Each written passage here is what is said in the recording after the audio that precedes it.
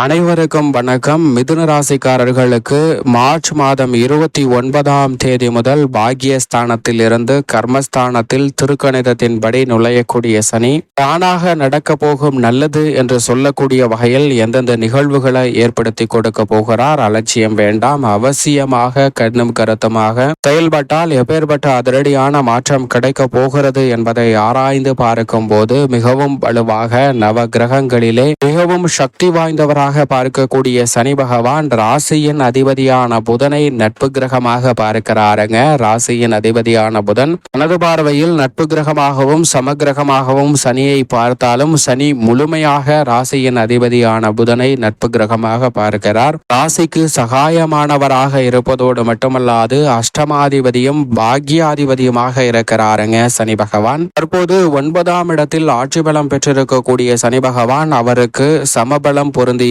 குருவின் ஆட்சி வீட்டிற்குள் நுழைவது நிச்சயம் வரவேற்கத்தக்க ஒரு அமைப்பாக பார்க்கப்படுகிறது. ஏனென்றால் பொதுவாகவே சனி பகவானை பொறுத்தவரைக்கும் 3, 6, 10 மற்றும் 11 ஆகிய இடங்களில் அபரிவிதமான வளர்ச்சியை அள்ளி கொடுப்பார். இந்த வகையில் பார்க்கும் போது திருக்கணிதத்தின்படி கர்மஸ்தானத்தில் நுழையக்கூடிய சனி பகவானின் அமைப்பால் உறுதியாகவே இந்த தருணத்தில் இருந்து 10ஆம் இடத்திற்குரிய அற்புதமான பலன்களை பெற முடியும். வாக்கிய பஞ்சாகமத்தின்படி 2026 மார்ச்சில் தான் நுழைகிறார். எனவே இந்த தருணத்திலிருந்தே திருக்கணிதத்தின்படி உறுதியாகவே கர்மஸ்தானத்திற்குரிய பலன்கள் நிறைவாக கிடைப்பதால் தொழில் வளம் சிறக்கக்கூடிய வகையில் பல்வேறு வகையில வளர்ச்சியை நிறைவாக பெறக்கூடிய வகையில் பல வாய்ப்புகளையும் அதிரடியான முன்னேற்றத்தையும் நிறைவாக அள்ளி கொடுக்க போகிறாருங்க சனி பகவான். எனவே இந்த சந்தர்ப்பத்தை தவறவிடாமல் சரியாக பயன்படுத்தி கொண்டால் மிகப்பெரிய அளவிலான வளர்ச்சியும் முன்னேற்ற வாய்ப்பும் உறுதியாகவே தடைதாமதமின்றி உங்களை தேடி வருவதற்கான முதன்மையான யோகம் கிடைக்கிறது என்பதை திட்டவட்டமாக எடுத்து காட்டுகிறார். இது மட்டுமல்லாது அவர் வக்ரகதியில் திரும்பினாலும் பாக்கியஸ்தானமாகிய 9ஆம் இடத்தை நோக்கிதான் நகர்கிறார். எனவே அக்ர இயக்கமும் மிக பெரிய அளவிலான அதிரடியான வளர்ச்சியை உறுதியாகவே மிதுன ராசிக்காரர்களுக்கு ஏற்படுத்தி கொடுப்பதால் இந்த தருணத்தை சரியாக திட்டமிட்டு பயன்படுத்தி கொண்டால் மிகப்பெரிய அளவிலான வளர்ச்சி உறுதியாகவே உங்களை தேடி வருகிறது. அது மட்டுமல்லாது பொதுவாக சனி பகவானை பொறுத்தவரைக்கும் நீதி தவறாத நடுநிலை தவறாத நியாயஸ்தராக செயல்படக்கூடியவர்தான் சனி பகவான். நாம் செய்த பாவ புண்ணியங்களை மிக துல்லியமாக கணக்கிட்டு அதன் அடிப்படையில் தான் நன்மை தருவதாக இருந்தாலும் சரி தீமை தருவதாக இருந்தாலும் கொடுக்கக்கூடிய ஆற்றல் பெற்றவராக பார்க்கக்கூடியவர் தான் சனி பகவான். அப்படிப்பட்டவர் மனித வாழ்க்கையே தலைகீடாக புரட்டி போடக்கூடிய அளவிற்கு திடீர் அதிர்ஷ்ட யோகங்களையும் அள்ளி கொடுக்கக்கூடியவராகவும் அதே சமயம் மிக பெரிய அளவிலான சிரமத்தை கொடுக்கக்கூடிய சக்தி வாய்ந்தவராகவும் பார்க்கப்படுகிறார். எனவேதான் சனி பகவானினுடைய ஒவ்வொரு நகர்வும் மிக முக்கியமான ஒன்றாக பார்க்கப்படுகிறது.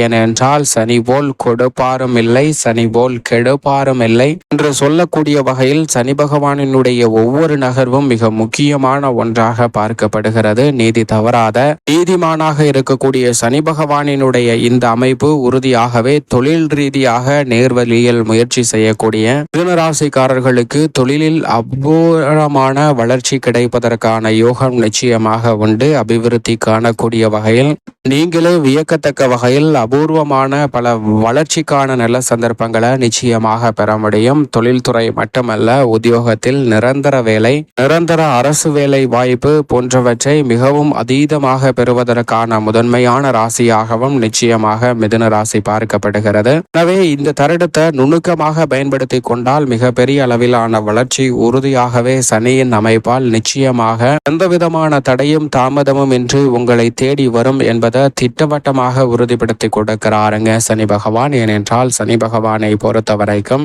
7.5 சனி, ஜென்ம சனி, அஷ்டம சனி, அர்த்தாஷ்டக சனி இந்த காலகட்டத்தில் மட்டும்தான் அதிக சிரமங்களை ஏற்படுத்துவாருங்க. அதே போன்று கண்டச்சனி காலகட்டத்திலும் சில சிரமங்கள் இருக்கும். ஆனால் மற்ற இடங்களில் நல்ல மாற்றத்தை அபரிவிதமாக ஏற்படுத்தி கொடுப்பார். அந்த வகையில் உறுதியாகவே மிதுன ராசிக்காரர்களுக்கு மிக சிறப்பான வளர்ச்சி இந்த வேளையில் உங்களை தேடி வருகிறது என்பதை திட்டவட்டமாக எடுத்து காட்டுகிறார் என்பதில் சந்தேகமே இல்லை. அதோடு மட்டுமல்லாது நவ கிரகங்களிலே குரு, செவ்வாய் மற்றும் சனி ஆகிய இந்த 3 கிரகநிலைகளுக்கு மட்டும்தான் சிறப்பு பார்வை உண்டு. அந்த வகையில் சனியினுடைய பார்வை பல்வேறு இடங்களை வலுப்படுத்துகிறது. குறிப்பாக சனி சாதகமற்ற நிலையில் அமர்ந்து பார்க்கும் போது வேறு மாறியான பலனும், அதே சமயம் அதீதமான பலத்துடன் நல்ல நிலையில் அமர்ந்து பார்க்கும் போது அபரிவிதமான மாற்றத்தையும் ஏற்படுத்தி கொடுப்பார். ஏனென்றால் குரு பகவான் முழுமையாக எந்த இடத்தில் அமர்ந்தாலும் முழு சுபகிரகமாக இருப்பதால் அவர் அபரிவிதமான நன்மையை அள்ளி கொடுப்பாருங்க.